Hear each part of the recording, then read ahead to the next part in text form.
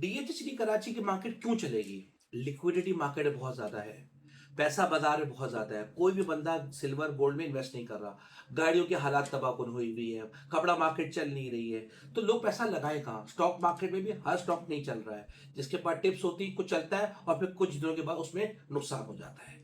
अब जाए कहाँ?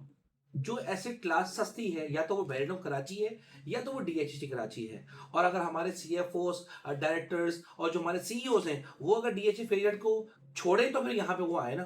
तो उन लोगों ने भी उसको गेटेड कम्युनिटी की वजह से इतना हाई रेट कर दिया है कि हर बंदे की पहुंच अब फेरियड तक नहीं है। तो एसेट क्लास जो सस्ता है वो कहाँ है? स्कीम 33 में, डीएचटी कराची में, बैरिडो कराची में। बेहडो कराची का क्या इशू है? अब मैं ये कतई नहीं कहूंगा कि मैं डीएचटी कराची को चलाने के लिए बेहडो कराची की बुराई करूं। जो हकीकत है मैं आपको बताऊंगा। पैसा लग रहा है लोगों का इन्वेस्टमेंट के तौर पे, लोग कहाँ कहाँ लगाएं। तो जब वो बेहडो कराची की तरफ जाते हैं तो वहां उनको परेशानी दिखती है। और आजकल कम से कम पिछले एक से हफ्ते से 10 दिनों में परेशानी बेहडो कराची के अंदर बहुत ज्यादा पाई जा रही है, क्योंकि बहुत सारे पेशेंट्स को खत्म करने की बातें सरेआम हो रही हैं।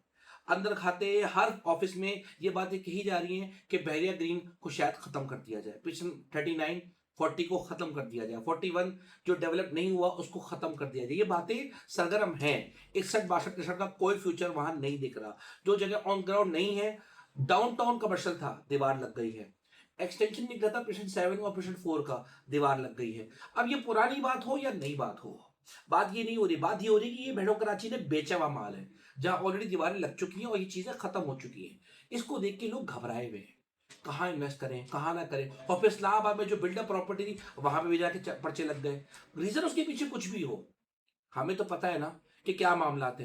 अब ऐसा भी नहीं कि भेड़ो कराची का सारा प्रोजेक्ट ही खराब है, नहीं। इसके पीछे ये भी बात है कि बहुत सारी चीजें सही भी हैं। लेकिन जो इन्वेस्टर जिसने पैसा रखकर भूलना है, जिसका बजट कम है, 35 लाख 40 लाख 25 लाख 30 लाख, उसके बजट में भेड़ो कराची में अच्छी चीजें नहीं मिल रही और वो घबरा के भेड़ो कराची में इन्वेस्टमेंट करने को तैयार नहीं है। सिवाय उन लोगों के जो मकान लेके रहना चाहते हैं, सिवाय उनके बहनों कराची कोई नहीं चाह रहा। तो वो लोग कहाँ जाएंगे? वो डेफिनेटली यस डीएचटी कराची जाएंगे। अब आ जाए स्कीम 33 की तरफ। स्कीम 33 में भी ज्यादातर वो लोग परचेस करें जिन्होंने प्लॉट लेके मकान बनाकर बेचना है। और हर बंदे को भी स्कीम 33 के बारे में समझ में नहीं आती, कौन सी सोसाइटी अच्छी है कौन सी नहीं है। हालांकि वहां पर भी रेट ऑफ रिटर्न लोगों को बहुत अच्छा मिला है, लेकिन उसका लवर अलग ही है। फेज 8 का या डीएचए का लवर जो है वो स्कीम 33 नहीं जाता, वो ज्यादा डीएचटी कराची की तरफ ही जाता है। अब आप मुझे बोलेंगे कि वकार भी डीएचटी कराची में इटसेल्फ वहां कुछ नहीं है, तो भाई ये बात बताने के लिए भी बहुत है कि वो एक अथॉरिटी है, उसके पीछे लोग हैं। एक बंदा जाता है तो दूसरा बंदा वहां खड़ा हो जाता है। और यही रीजन है कि पैसा ज्यादा होने की सूरत में पैसा वहां इंजेक्ट हो रहा है। वहां आए दिन हर वक्त कोई ना कोई रिक्वायरमेंट रहती है। देखो ना, मेरे पास अभी भी 7D में कमर्शियल से 7वां 8वां प्लॉट होगा, एक 45 के आसपास बिक जाएगा, एक 40 45 के आसपास। 7D में कोई भी अच्छा प्लॉट होगा, एक 70 75 में आराम से बिक जाएगा। 6B के छोटे नंबर होंगे, आराम से 70 75 के बिक जाएंगे। इसी तरह से 6A में कोई अच्छा प्लॉट होगा, आराम से एक 60 65 के आसपास बिक जाएगा। अच्छा प्लॉट होना शर्त है। लेकिन उसके साथ साथ सबसे अच्छी चीज जो डीएचटी कराची में इस दफा हुई है वो ये हुई है कि कमर्शियल से दूसरा तीसरा प्लॉट भी बिक रहा है, गोले से तीसरा प्लॉट भी बिक रहा है। और फिर उसके साथ साथ जो रुक रहे प्लॉट वो नाले के पास की वजह से रुक रहे, और जो प्लॉट जो सेक्टर बहुत पुराने हो चुके हैं या आउटडेटेड हो चुके हैं वहां पे काम बहुत कम होता है, उसमें हम लोग भी काम नहीं करते। सेक्टर 14, अच्छा ये बात लोगों के दिमागों में गलत है कि जहां हमने प्लॉट लिए होते वही हमने चलाते, नहीं ऐसा नहीं है। हमने अभी तक सेक्टर 14A, B और D में इन्वेस्टमेंट करवा के ही नहीं दी, क्योंकि हमें पता है उसका फ्यूचर नहीं है। हमने sector 9C, sector 6D, 11E, 200, 13ABC में हमने 6 सेक्टर में इन्वेस्टमेंट करवा के ही 200 चाहिए 3C में लेके देंगे, 500 का चाहिए हम 11D, 11AB, 8 का सेक्टर, 15 16 14 हम यहाँ जाते ही नहीं, 17 16 में हम जाते ही नहीं। मैंने अभी तक किसी को भी सेक्टर 16 17 लेने के बजाय मैंने सेक्टर 3C का 200 का दिलाया है। मैंने नहीं दिलाया ये प्लॉट। मैंने बजाय ये कि मैं प्लॉट यहां लेके दूं 15 16 में 500 गज के, एक 10 15 के बजट में, मैंने सेक्टर 4ABC में 300 गज दिला दिया है, 2ABC में 300 गज दिला दिया है। वो मेरे लिए ज्यादा बेहतर है। और आपको भी मशवरा दे रहा हूं कि एक 10 15 तक का बजट है, 2ABC में जाओ, 4ABC में जाओ, देखभाल के विजिट करके चीज ले लो, कोई हर्ज नहीं। हम नहीं जाएंगे पीछे।